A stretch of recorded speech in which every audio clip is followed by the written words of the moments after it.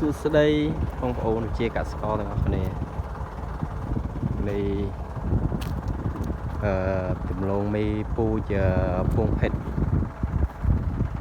វាដុសស្អាតហ្នឹងបងប្អូននេះនេះផនអូនខ្ញុំហើយវាដុសមកកម្លាំងបងប្អូនដុសមកគឺកម្លាំងហ្មងអើយគាត់ឡើងនេះដុសមកកម្លាំង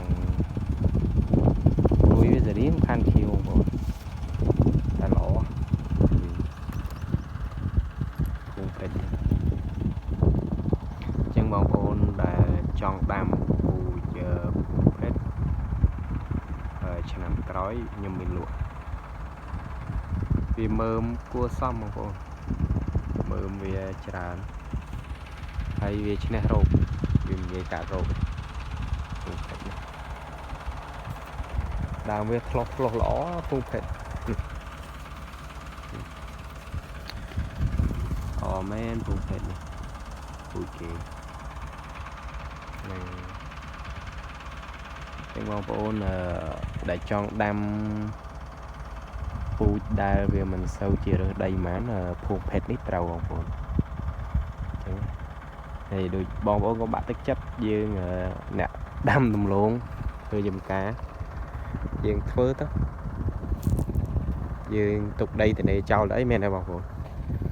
ចឹងហើយយើងព្យាយាមធ្វើឲ្យតែល្អទៅយើងមកកាន់ទិន្នផលទៅហើយយើងធ្វើម៉េចអាហ្នឹងយើងដឹងទាំងអស់គ្នាចឹងខាងនេះបងអូនខ្ញុំគាត់ដាំដលងហើយមកជារៀងខាងនោះទៀតយើងដាក់ពោតទៅអាហ្នឹងធ្វើម៉េចដាក់ពោតទៅវាបានលុយមកទុកដលងខ្លះបងប្អូន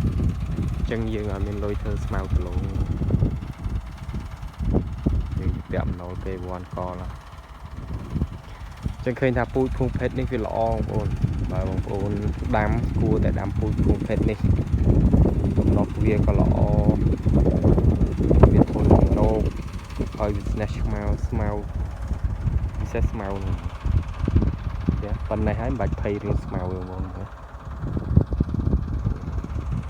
អរគុណច្រើនបងប្អូនប្រឹងប្រែងទាំងអស់គ្នាកសិករយើង